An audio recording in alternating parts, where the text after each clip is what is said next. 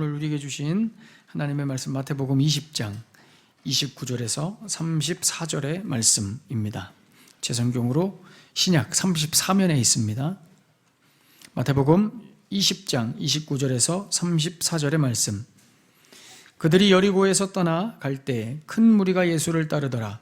맹인 두 사람이 길가에 앉았다가 예수께서 지나가신다 함을 듣고 소리질러 이르되 주여 우리를 불쌍히 여기소서.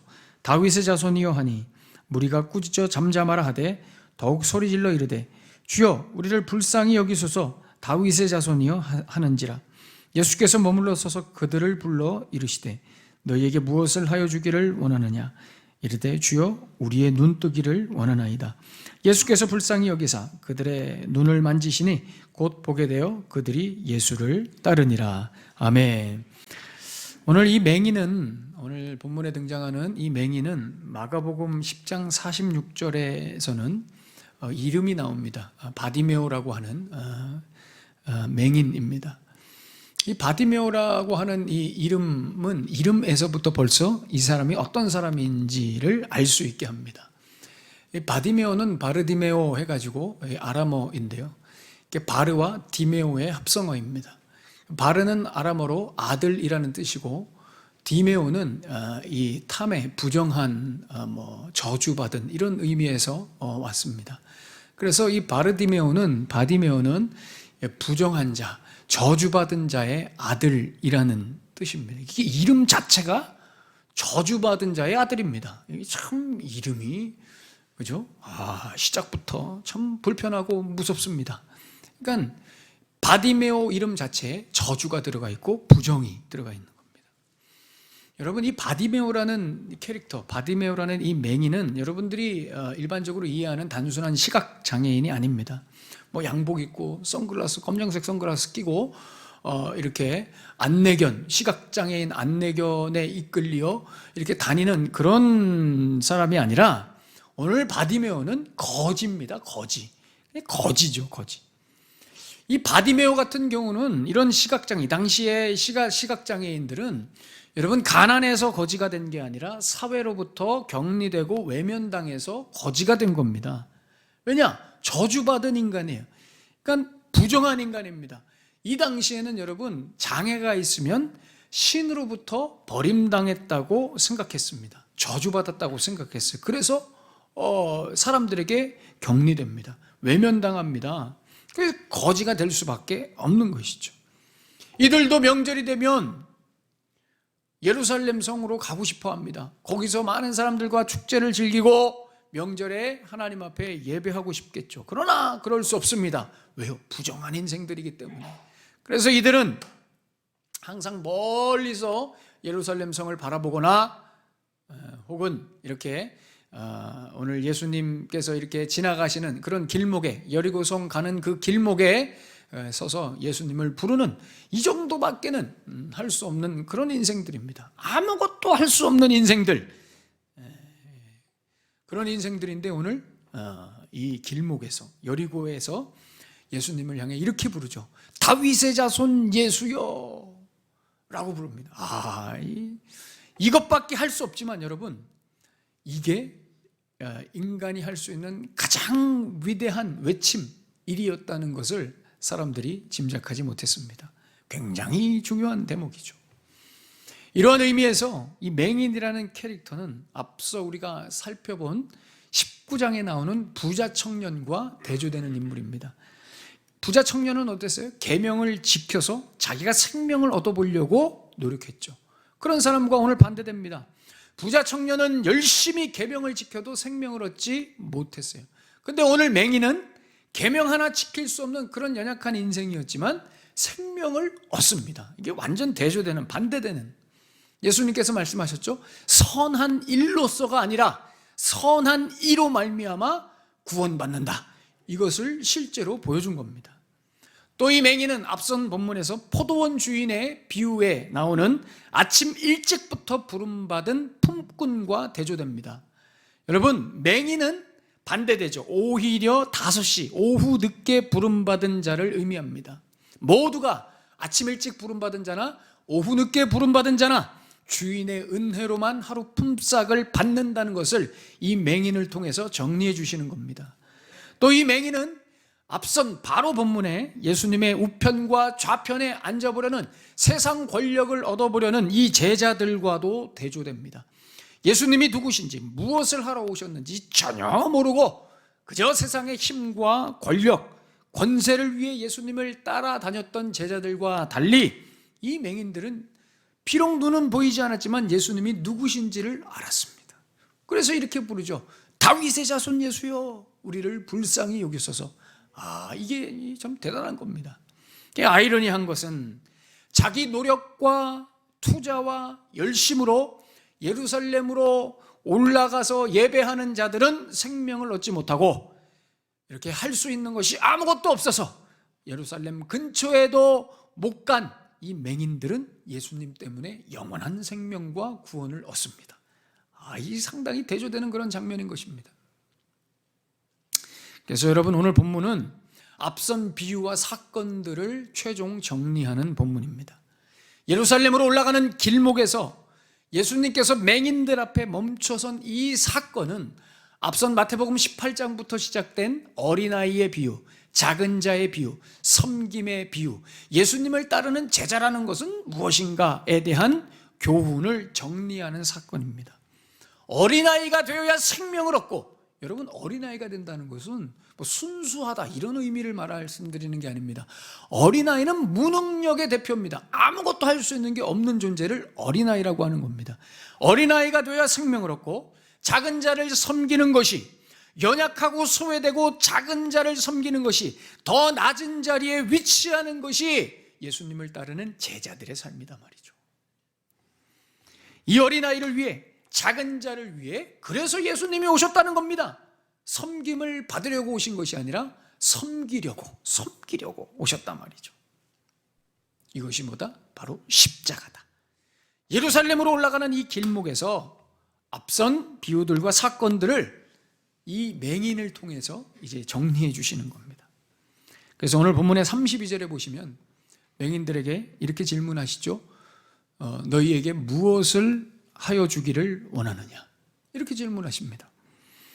여러분, 이 질문은 굉장히 얼토당토한 질문입니다. 왜 얼토당토한 질문이에요? 앞 못 보는 사람한테 뭘 해주기를 원하느냐? 이렇게 질문하는 것은 굉장히 좀 당황스럽습니다. 당연히 앞 못 보는 사람한테 그런 질문하면 무슨 대답을 하겠습니까? 보고 싶습니다. 당연히 이렇게 대답하겠죠. 아니, 앞 못 보는 사람에게 뭐 해주기를 원하느냐? 저는 성공하고 싶습니다. 이렇게 대답하는 맹인은 없습니다. 그러니까 이 질문은 사실 하나만 한 질문이죠. 그죠? 맹인에게 뭐 해주기를 원하느냐? 예수님께서 왜 이런 질문을 하셨을까요? 한번 생각해 보세요. 왜 이런 질문? 그렇습니다. 주위 사람들에게 뭔가 메시지를 전해주시려는 겁니다. 그래서 사실 이 질문은 여기서 처음 한 질문이 아니라 바로 전 본문, 앞 본문의 세베대의 아들들의 어머니가 예수님께 와서 청탁을 하려고 왔을 때 예수님께서 그 어머니에게 하신 질문이죠. 무엇을 원하느냐? 너에게 무엇 해주기를 원하느냐? 이렇게 질문해요. 21절에 보시면, 그래서 예수께서 이르시되 무엇을 원하느냐? 이게 앞에서 했던 질문입니다. 이 앞에서 했던 질문을 예수님께서 또 반복해서 하십니다. 왜요? 제자들아, 봐라 이거죠. 봐라 이거죠. 누가 과연 맹인인가? 누가 과연 눈을 뜬 사람인가? 너희들은 너희들의 신체에 눈이 떠져서 다 본다고 하는 너희들은 내가 누군지 알아보지 못하고 고작 나에게 원하는 것이 세상 권력과 권세다 말이죠. 그러나 눈이 안 보인다고 하는 이 맹인은, 신체적으로 안 보이는 이 맹인은 내가 누군지 알아보고 너희들 입에서 단 한 번도 나오지 않았던 신앙 고백, 다윗의 자손 예수여 라는 고백으로 나에게 눈뜨기를 원합니다 라고 위대한 고백을 하는 사람들이다. 이게 비교하는 거예요. 무엇을 해주기를 원하느냐? 이 질문을 통해서 이 나머지 무리들에게 뭔가 일침을 가하시는 겁니다. 여러분, 오늘 본문은 우리에게도 동일하게 질문합니다. 오늘 본문은 우리에게 동일하게 질문합니다. 누가 맹인인가 말이죠. 저와 여러분들에게 질문합니다. 당신은 맹인인가? 아니면 제자들인가 말이죠. 오늘 설교의 본문, 설교의 제목처럼 나는 볼 수 있는 맹인인가? 아니면 보지 못하는 제자들인가 말이죠. 다시 말해, 당신은 예수님만 보이고 세상은 안 보이는 맹인인가? 아니면 예수님만 보지 못하고 세상의 온갖 것들은 다 보이는 제자들인가? 여러분 정신을 차리셔야 됩니다. 이게 뭐 그 소리가 그 소리 같고 이러시면 안 됩니다. 여러분 정신을 차리시고 잘 들으셔야 됩니다. 여러분 이 둘의 차이는 엄청난 차이, 하늘과 땅의 차이입니다. 여러분 스스로에게 이 질문을 꼭 하셔야 됩니다. 중요한 질문입니다. 나는 예수님만 보이고 세상은 하나도 안 보이는 맹인인가? 아니면 예수님만 못 보고 온갖 세상 것들은 다 보이는, 겉으로만 예수님 따라다니는 제자들인가? 왜 화면 안 보여줍니까? 네. 여러분 이 질문을 여러분들이 꼭 여러분 스스로에게 하셔야 됩니다. 나는 예수님만 보이고 세상은 안 보이는 맹인으로 사는가? 아니면 나는 예수님만 못 보고 다른 건 다 보이는 겉모습만 제자들, 겉만 번지르르한 제자로 살고 있지 않은가 말이죠. 여러분 이 질문을 꼭 하셔야 됩니다. 여러분 예수님을 못 보고 온갖 세상 것들은 다 볼 수 있는 자들의 비극은 이겁니다. 예수님을 통해 권력과 돈과 힘, 명예 이런 것들을 얻어보려고 합니다. 여러분 기억하십시오. 예수님을 못 알아보면 세속적 가치를 추구하게 되어 있습니다. 당연합니다. 왜? 예수님은 안 보이고 세상만 보이니까요. 예수님이 안 보이면 여러분 세속적 가치를 추구하게 돼 있습니다. 상식적으로 생각해 보십시오. 예수님 지금 십자가 지러 가시죠. 고통받으러 가십니다. 처형되러 가십니다. 그잖아요. 그 예수님에게 가서 권력 달라고, 명예 달라고, 돈 달라고, 부 달라고, 내 욕심 채우게. 여러분 이 질문은, 이 요청 자체가 잘못된 겁니다. 그건 예수님이 누구신지를 못 보는 것입니다. 예수님이 안 보이는 것이죠. 예수님을 못 만난 겁니다. 그래서 교회 나와서 여전히 세상적 권세와 세속적 가치를 위해 기도하는 것은 아직도 내가 은혜를 못 받았다는 증거 중에 하나입니다. 눈이 멀어서 예수가 누구신지를 못 보는 겁니다. 그게 목사든 그게 선교사든 그게 중직이든 리더든 직분과 아무 상관없습니다. 여러분 오늘 제자들을 보십시오. 제자들은 예수님과 3년 동안 쫓아다녔습니다. 그래도 예수님이 누구신지 전혀 못 봅니다. 이 사람들은 최고의 리더들이었습니다. 그러나 예수님이, 자기 눈앞에 있는 예수님이 누구신지를 전혀 못 알아봤다는 겁니다. 이 까막눈, 안 보이는 거예요. 그래서 예수님을 못 보면 항상 우리의 관심은 내가 높아지는 겁니다. 내가 높아지는 거예요. 내가 잘 살고 잘 되는 것, 이것밖에 관심이 없습니다. 예수님을 못 보기 때문에. 여러분 지금도 그렇지만 앞으로 기독교 신앙의 싸움은 이겁니다. 나는 오늘도 예수님 앞에 무엇을 원하는가 하는 겁니다. 나는 무엇을 원하는가 하는 거예요. 왜? 내가 뭘 원하느냐에 따라서 오늘 나오는 맹인이냐 제자냐가 결정되기 때문입니다. 여러분 이 질문에 대답하실 수 있어야 됩니다. 예수님이 여러분들에게 질문하십니다. 여러분들은 뭘 원하십니까? 예수님에게 뭘 원하십니까? 예수님을 원하십니까? 아니면 예수를 통해 권세와 부와 안정이라는 세속적 가치를 원하십니까? 후자를 원하시면 다 병드는 겁니다, 여러분. 예수님을 원하지 않고 예수님으로 인해서, 어차피 예수님은 안 보이니 예수님으로 인해서 세속적 가치를 여러분들이 원하신다면 이 병들 일밖에 없습니다, 인생이. 그래서 병드는 겁니다. 오늘 예수님이 제자들과 맹인에게 하신 이 질문에 나는 어떤 대답을 할 수 있을 것인가? 둘 중에 하나겠죠. 그죠? 십자가를 알아보든가 못 알아보든가, 예수님을 알아보든가 못 알아보든가. 교회도 앞으로 여러분 계속 이 싸움입니다. 예수님을 보고 따르는 이 맹인과 같은 제자들의 모임이 될 것인가? 아니면 이 종교 콘텐츠로 만족하려는 고객들의 모임이 될 것인가? 여러분 교회도 앞으로 이 싸움입니다. 교회가 많다고 사람들이 뭐라 그러죠? 뭐 편의점보다 더 많고 치킨 가게보다 더 많고 사방팔방 온통 교회밖에 없다. 걱정하지 마십시오. 다 없어질 겁니다. 여러분 교회 다 없어집니다. 왜 없어지느냐?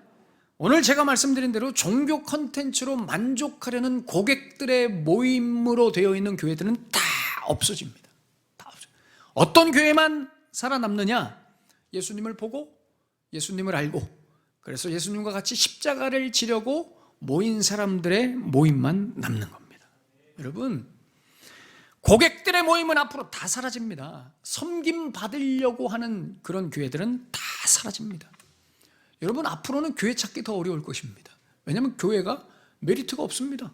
가치가 없습니다. 네, 교회에서 하는 소리 세바시에서도 다 합니다. 인문학 강의에서도 다 합니다. 교회가 차별된 게 뭐가 있습니까? 없습니다. 십자가를 얘기하지 않는데, 예수님의 죽음을 이야기하지 않는데 무슨 생명이 있습니까? 교회는 점점 사라질 수밖에 없습니다. 이것이 마귀의 전략입니다. 사탄 마귀는 여러분 어떻게든지 교회를 없애려고 해요. 어떻게 하면 어때요? 건물을 막 흔들까요? 폭탄을 설치해요? 그렇지 않습니다. 교회에 은은하게 성공주의와 권력, 세속적 복의 가치로 물게 합니다. 교회에 오면 자꾸 서비스 받을 마음만 갖게 합니다. 이거 교회가 왜 이래? 본인의 서비스 만족이 안 되면 다른 곳으로 옮기고 그래서 가장 종교적으로 취미생활, 여가생활 하기에 가장 좋은 교회로 들어가는 겁니다. 십자가 없습니다. 헌신 없습니다. 사명 없습니다. 그냥 내 마음, 내 기분만 만족되면 됩니다. 위로만 얻으면 되죠. 이런 교회들은 다 없어집니다. 이제 여러분, 이것이 바로 이 시대에 우리가 싸워야 할 영적 싸움입니다. 여러분, 교회는 여러분 재정이 탄탄한다고 해서 오래가는 게 아닙니다. 영원히 지속되는 게 아닙니다. 교회는 복음이 살아있어야, 예수님의 십자가가 온 성도들 마음속에 살아있어야 교회는 영원히 유지되는 겁니다. 우리가 헌금 많이 하면 교회 계속 빵빵하게 세워져 갑니다. 그렇지 않습니다. 여러분, 왜요? 이것은 영적 싸움입니다. 혈과 육의 싸움이 아니라 영적 싸움이라는 겁니다. 교회는. 에베소서 6장 11절 12절에 이렇게 말씀하죠. 마귀의 간계를 능히 대적하기 위하여 하나님의 전신갑주를 입으라. 우리의 씨름은 혈과 육에 대한 싸움이 아니요, 통치자들과 권세들과 이 어둠의 세상 주관자들과 하늘에 있는 악한 영들을 상대하는 겁니다. 여러분, 우리의 싸움은 영적인 싸움인 겁니다. 어떻게 하면 교회가 든든히 세워져 갈까요? 그렇습니다. 우리 모두가 예수님을 보는 겁니다. 어떤 분이신지 예수님을 보고 예수님이 지금 뭐하러 가시는 분이신지를 우리가 보는 것입니다. 그럴 때 교회는 든든하게 세워지는 겁니다. 그리고 우리 예수님과 함께 십자가를 지는 것입니다. 여러분, 사람들은 이 말씀을 잘 못 알아들어요. 우리가 계속 이 말씀을 성경에서 해도 사람들은 관심도 없고 이 말씀을 잘 못 알아듣는데, 그게 마태복음 16장 24절입니다. 이에 예수께서 제자들에게 이르시되 누구든지 나를 따라오려거든 자기를 부인하고 자기 십자가를 지고 나를 따를 것이니라. 읽기만 해도 부담되는 구절이죠. 그죠? 누구든지 나를 따라오려거든 자기를 부인하고 자기 십자가를 지고 나를 따르란 말이죠. 여러분, 이 말씀을 대할 때 둘 중에 하나입니다. 하나는 너무 부담이 되기 때문에, 아니 나는 사실 예수 믿는 거 이렇게까지 나를 부인하고 십자가를 지고 갈 정도로 나는 그런 마음으로 예수 믿지 않았단 말이죠.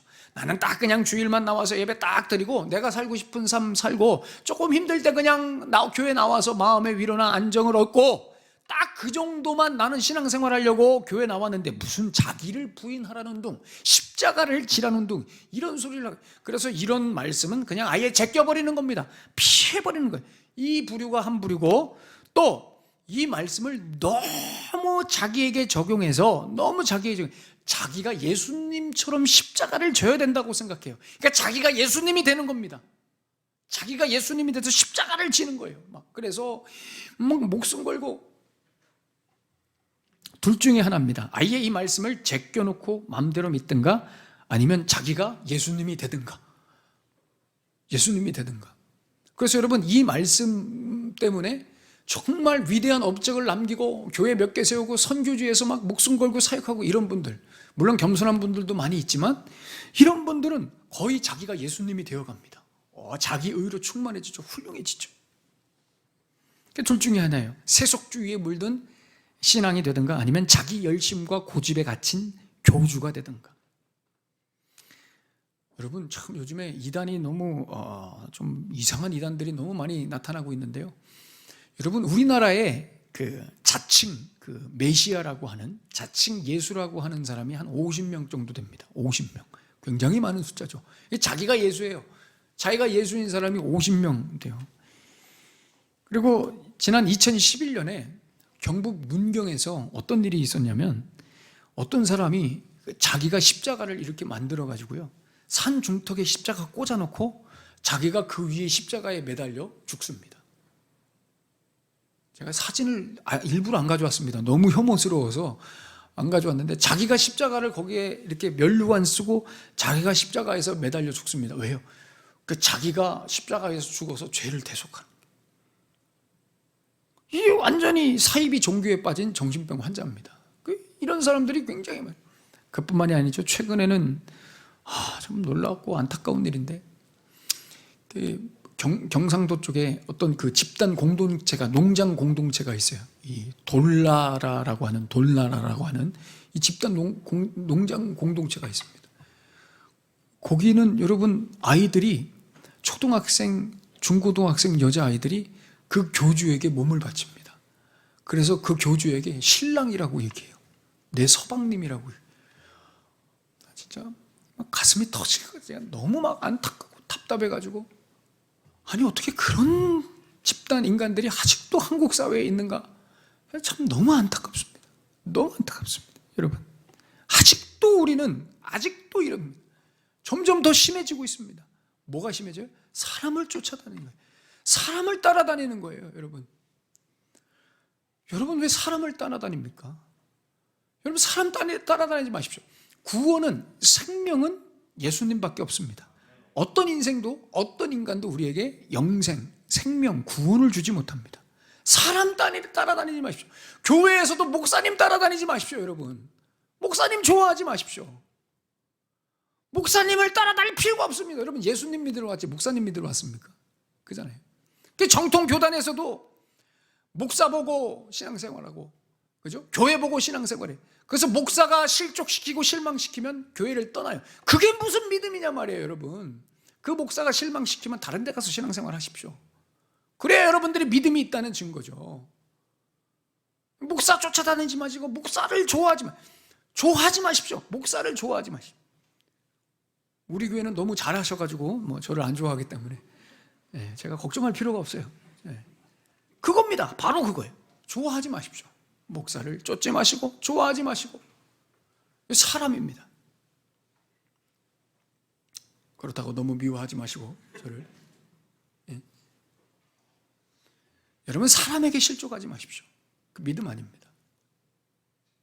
아직도 사람들은 사람을 쫓습니다. 예수님을 믿으러 와야지. 사람을 쫓. 이렇게 되는 이유가 뭐라고요? 그렇습니다. 오늘 제자들처럼 예수님을 못 봐서 그래. 예수님이 누구신지를 못 봐서. 여러분 다시 묻습니다. 예수님 지금 예루살렘에 왜 들어가십니까? 왜 올라가십니까? 세상 권세 잡으러 들어가세요?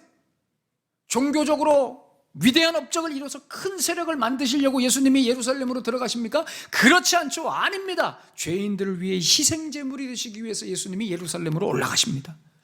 예수님이 예루살렘에 왜 올라가십니까? 대장 먹으려고 올라가십니까? 그렇지 않습니다. 아무 존재감 없이 죽으시려고 가세요. 높은 자리 하나 차지하려고 예수님이 예루살렘으로 올라가십니까? 아닙니다. 몸종이 되시려고 올라가십니다.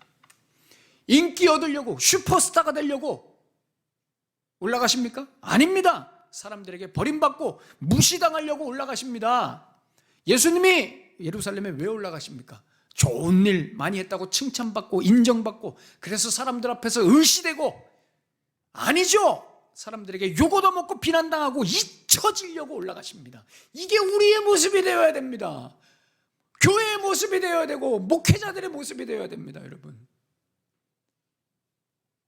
잊혀지려고 비난받고 욕 얻어먹고 무시당하고 몸종이 되고 섬기고 여러분 예수님께서 높은 자리에 세상에 올라가셔서 권세와 부 명예지고 호의호식하려고 예수님이 예루살렘에 올라가셨습니까?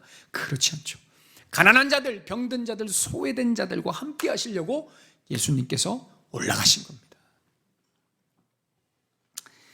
여러분은 어떤 예수님을 보십니까? 도대체 어떤 예수님을 보고 계십니까? 그리고 여러분은 뭘 원하십니까? 여러분, 예수님을 보셔야 됩니다. 이분이 어떤 분이신지를 보셔야 됩니다.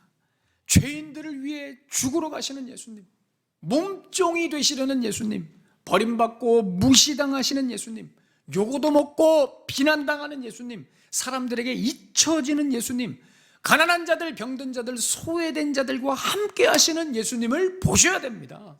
그게 기독교 신앙이고 자기 십자가를 지고 가는 제자들의 믿음인 겁니다. 그래서 예수님을 보지 못하면, 오늘 이 제자들처럼 예수님을 보지 못하면 항상 자기 만족과 자기 자랑에 집착하는 겁니다, 여러분.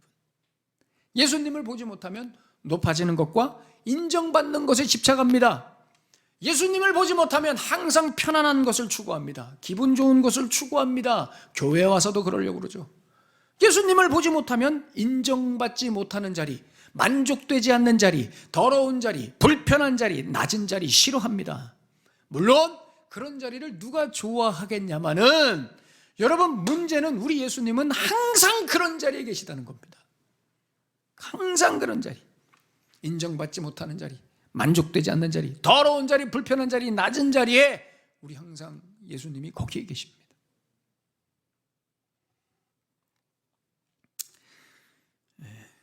추석 연휴에 너무 이렇게 무리가 되는 그런 설교가 아닌가, 그런 마음도 있지만, 우리는 이 본문을 지나야 합니다. 어쩔 수가 없습니다. 여러분 잘 이해하시고, 오늘 29절의 말씀에 보시면 이렇게 말씀해요. 큰 무리가 예수님을 따랐다고 하죠. 큰 무리가 예수님을 따라요. 지금으로 말씀드리면 어마어마하게 큰 대형 교회를 의미하는 겁니다. 분위기를 보십시오. 여러분, 사람들이 엄청 모였습니다. 몇천 명, 몇만 명이 막 모여 있어요. 예수님은 지금 그 사람들을 등에 업고 예루살렘으로 올라갑니다. 정치와 경제와 문화의 중심, 그 핵심인 그 코어로 들어가는 겁니다. 근데 혼자 들어가는 게 아니에요. 나를 따르는 무리들이 몇천 명, 몇만 명입니다. 뒤에서 막 밀고. 얼마나 든든하겠습니까? 여러분, 예수님 아니었다면 그 시험에서 못 이겼을 겁니다. 그죠? 여러분들을 몇천 명, 몇만 명이 추앙하고 따른다고 생각해 보세요. 그 사람들이 다 여러분들 때문에 따라온다고 생각해 보세요. 얼마나 막 목에 힘이 들어가겠습니까? 의기양양하겠습니까? 그죠? 예루살렘 접수할 수 있어요. 그 마음 들지 않겠어요? 근데 예수님이니까 이런 마음이 안 드셨죠. 예수님은 전혀 다른 마음이었습니다. 오히려 이 예수님은 따르는 사람들, 제자들을 보면서 너무 안타까워하셨습니다. 막 옆에서 막 가방 들어줘 쌓고, 막 길 열어줘 쌓고, 막 한 자리 차지하려고 사람들이 막 우르르 이렇게 따라오는 그런 분위기 속에서 예수님은 너무 안타까우시고 슬프셨습니다. 허파에 바람 잔뜩 들어가지고 부푼 꿈을 안고 예수님을 따라오는 게 너무 안타까워요. 그래서 예수님은 이 분위기에, 이 흥분된 분위기에 찬물을 확 끼얹으시려고 아무도 돌아봐 주지 않고 아무 존재감도 없고 사람들에게 버림받고 소외받은 더러운 맹인 앞에 딱 멈춰선 겁니다. 딱 멈춰선 겁니다. 봐라, 내 자리는 여기다. 나는 이런 사람들에게 관심이 있다. 너희들은 도대체 나를 뭘로 보느냐? 일부러 멈춰섰습니다. 여러분, 그 맹인들 앞에 나는 이런 자들과 함께 있으려고, 이런 자들을 위해 내 목숨을 바치려고 왔단 말이죠. 여러분, 여기서 예수님의 마음이 느껴지십니까, 여러분? 그 마음으로 멈춰서서 얼마나 사람들이 당황했겠어요. 예수님 여기서 멈추시면 안 돼요. 빨리 지금 저 예루살렘으로 들어가셔야죠. 아니, 지금 이 더러운 맹인 앞에, 이 아무것도 아닌 맹인 앞에 서서 뭐 하시는 겁니까? 아니란 말이에요. 나는 이 사람을 위해서 갔다. 내 목표는 여기단 말이에요. 아니, 그러시면 안 돼요. 지금 예수님, 우리 지금 가서 예루살렘에 가서 성전도 건축해야 되고, 한 1,000억짜리 건물 세워가지고 우리가 세상 권세 다 줘야 되는데 지금 뭐 하시는 거예요? 이런 분, 예수님은 멈춰섭니다. 맹인 앞에 멈춰섭니다. 그리고 이렇게 질문하십니다. 네가 무엇을 원하느냐? 무엇을 원하느냐? 이 맹인이 대답하죠. 예수님, 보기를 원합니다. 마가복음에는 여기서 뭐라고 대답하시냐면, 내 믿음이 너를 구원하였다. 이렇게 말씀합니다. 예수님은 이거 하러 오셨습니다, 여러분. 예수님이 이거 하러 오셨다는 거예요. 사랑하는 여러분, 여러분은 어떤 예수님을 보고 계십니까? 여러분이 어떤 예수님을 보고 계시느냐에 따라서 오늘 제목처럼 볼 수 있는 맹인 아니면 보지 못하는 제자들로 나뉘는 겁니다. 여러분은 볼 수 있는 맹인이십니까? 아니면 볼 수 없는, 아무것도 보지 못하는 제자들입니까? 겉만 번지르르한.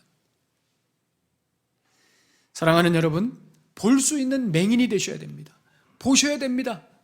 볼 수 있는 맹인, 보지 못하는 제자들로 살지 마십시오. 예수님만 보이는 맹인으로 사셔야 됩니다. 예수님만 보이는 맹인. 그래서 예수님이 계신 그 자리에 여러분들이 같이 계셔야 됩니다. 그게 십자가를 지고 예수님을 따라가는 겁니다. 사람들이 알아주지 않아도 괜찮습니다. 여러분, 좀 불편해도 괜찮습니다. 좀 더러워도 괜찮습니다. 예수님께서 그 길을 가셨고요. 하나님이 여러분들을 지지하십니다. 예수님을 보셔야 됩니다. 어떤 예수님이신지. 오늘 이 말씀 앞에 여러분 다시 도전하셔서 보지 못하는 제자들로 살지 마시고 볼 수 있는 맹인으로 살아가게 되시기를 축원합니다. 이것이 하나님께서 저와 여러분을 부르신 목적입니다. 꼭 기억하시고 볼 수 있는 맹인으로 예수님만 보고 살아가시는 여러분들의 삶 되시기를 예수님의 이름으로 축원합니다. 기도하겠습니다.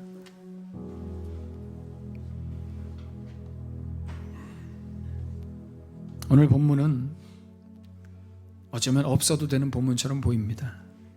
그냥 지나쳐도 아무 문제 없는 본문처럼 보입니다. 그러나 예수님 보실 때는 이 본문이 너무 중요합니다. 이제 예루살렘에 들어가는 그 목전에서 다시 한번 예수님이 누구신지를 보여주십니다. 그 수많은 따르는 큰 무리들 앞에서 그 사람들은 꿈도 있죠. 비전도 있습니다. 성공에 대한 기대도 있었습니다. 아, 이분이 메시아구나. 이제 나에게 좋은 것을 주겠구나. 그러나 예수님은 맹인 앞에 멈춰섰습니다. 무엇을 원하느냐? 보기를 원합니다. 내 믿음대로 될지어다. 예수님의 관심은 오로지 이런 사람들을 위한 것뿐입니다. 여러분은 어떤 예수님을 보고 계십니까? 어떤 예수님을 보고 계십니까?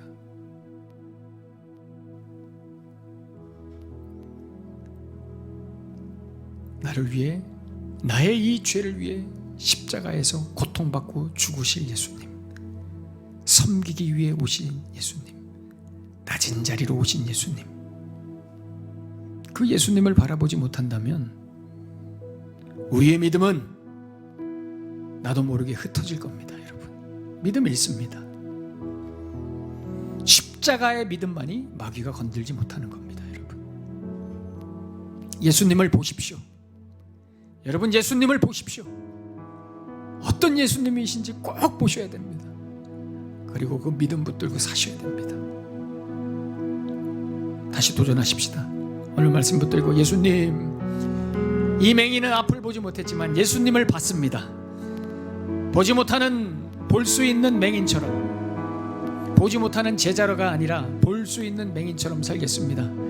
나를 붙들어 주시옵소서. 주신 말씀 가슴에 품고 우리 뜨겁게 한번 우리 도전하며 기도하겠습니다. 하나님 아버지 감사합니다. 주님, 오늘 말씀 앞에 도전합니다.